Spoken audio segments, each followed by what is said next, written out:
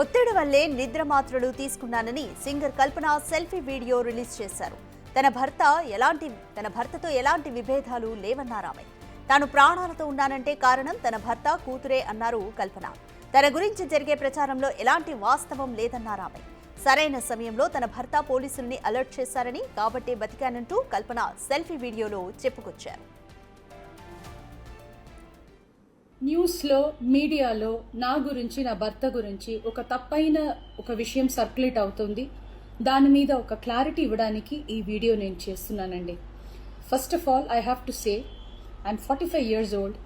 ఈ ఏజ్లో నేను పిహెచ్డి చేస్తున్నాను, ఎల్ఎల్బి చదువుకుంటున్నాను. అన్నీ మా హస్బెండ్ ఎంకరేజ్మెంట్ వల్ల. సో చాలా విషయాలు చేస్తున్నాను. And for today's musical industry I'm trying to update my self. I'm trying to do different kinds of concerts. ఇవి అన్ని స్ట్రెస్ వల్ల నాకు అసలు నిద్ర పడట్లేదు. చాలా సంవత్సరాలు నిద్ర రాకుండా కష్టపడుతున్నాను. సో డాక్టర్ దగ్గర ఇన్సోమ్నియా ఇష్యూస్కి ట్రీట్మెంట్ తీసుకునేటప్పుడు నాకు కొన్ని ప్రిస్క్రిప్షన్ ఇచ్చారు. ఆ ప్రిస్క్రిప్షన్లో ఉన్న మెడిసిన్ ఆ పర్టికులర్ డే డోసేజ్ కొంచెం ఎక్కువ తీసుకున్నాను కాబట్టి స్పృహ తప్పి అన్కాన్షియస్ పొజిషన్కి స్టేట్కి వెళ్ళిపోయాను. కానీ మా హస్బెండ్, నేను నీ ముందు ఇట్లా జీవించి మళ్ళీ నేను మాట్లాడుతున్నానంటే ఏకైక కారణం మా హస్బెండ్ పడే కష్టం. ఆయన నన్ను కాపాడడానికి the right time he took the help of the police. He immediately informed them and the media people, and they really rescued me, I should say. And now please don't trust any wrong news andi. Naku personal issues em ledu. Devudu daya valla the best thing that has happened to me is my husband Prasad Prabhakar. I am so blessed to have him in my life, and the next best thing is my daughter Daya Prasad. నాకు అసలు ఏం personal issues, problems ఏం లేదండి. దేవుడి దయవల్లో చాలా మంచిగా హ్యాపీగా ఉన్నాను. మా ఫ్యామిలీ చక్కగా ఉన్నారు. ఈ హెల్త్ ఇష్యూస్ వల్ల మళ్ళీ కొంచెం ఇబ్బంది అయిపోయింది. మళ్ళీ పాడడానికి, మిమ్మల్ని సంతోష పెట్టడానికి, ఎంటర్టైన్మెంట్ చేయడానికి ఐఎమ్ జస్ట్ త్వరలోనే నేను నార్మల్కి వచ్చేస్తాను. మీరందరూ నా కోసం ఎదురు చూస్తుంటారు.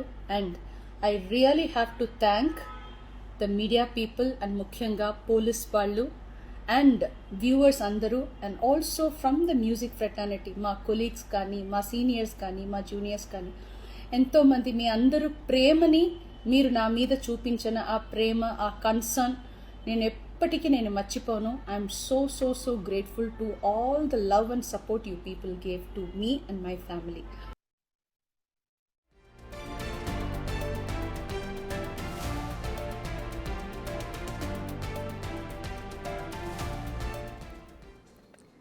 రైట్, కల్పన విషయంలో ఏం జరిగిందో కల్పన ఒక సెల్ఫీ వీడియో తీసి క్లారిటీ అయితే ఇచ్చారు.